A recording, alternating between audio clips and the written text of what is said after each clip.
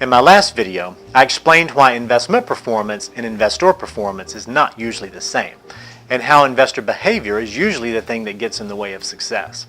In today's video, I'm going to share with you some reasons why that's often true. And I want to begin today's video with a little story. Let me tell you a story about a man named Jed. He was a poor mountaineer who, well, come to think of it, you probably already know that story. Let me tell you about somebody I bet you don't know. Let me tell you the story of Lester Moore. Lester, or Les as most of his friends called him, was a stock trader on Wall Street in the 1920s. And when the market crashed in 1929, Les and a lot of his friends ended up losing their jobs. Of course, that market crash was the beginning of the Great Depression, and that devastated millions of Americans financially. Well, Les was no exception to this, and it got so bad that there were times that he could just barely rub two nickels together. Well, as he sat pondering his future and really just kind of trying to pass the time, he noticed something interesting. He would flip those coins, and he could predict with remarkable accuracy the outcome of those coin flips successfully. So with his research background and analytical mind, he began noticing the difference that air pressure and altitude and humidity made in his predictions. He began experimenting that if he was flipping it with his left hand versus his right hand, if that improved his odds of success. And he even tested different metals to see if a silver coin was more predictable than a copper coin.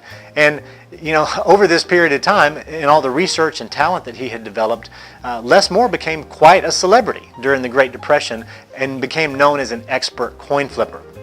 Well, this went on for some time, and he gained quite a following. But like anything that involves good old-fashioned math, and in this case, statistical probabilities, what more or less did Les in was the sheer number of coin flips that he performed. No matter how talented he was, no matter how smart he was, the experience and the research that he did, and even during those runs when he could successfully guess the outcome of a coin flip 8, 10, 12, or 15, 20 times in a row, the odds of success for his next coin flip was never greater than 50%. There were only two outcomes. So it goes to reason that the more times that he attempted to make that prediction and do it successfully, the more likely it is that his outcomes would gravitate toward that 50% average. Now, it's ironic in Les's situation that he would have been more successful if he would have simply tried to do this less often. And that's something that we can learn from when it comes to making investments. See, when you make an investment in the stock market, for instance, your odds of success, or your likelihood of success, is really no greater than Les had flipping coins. Because when you buy an investment, it means that somebody else has to sell it. Now, you're buying it because you think it's going to go up in value. They're selling it because they think it's going to go down in value. And just like in a coin flip, one of you is going to be incorrect. So like in Les's situation, the more often you do something like this, the more likely it is that over time you're going to pick as many winners as you do losers. So even someone that has a lot of experience and a lot of knowledge and maybe even a knack for picking winners, they can have an advantage in the short run.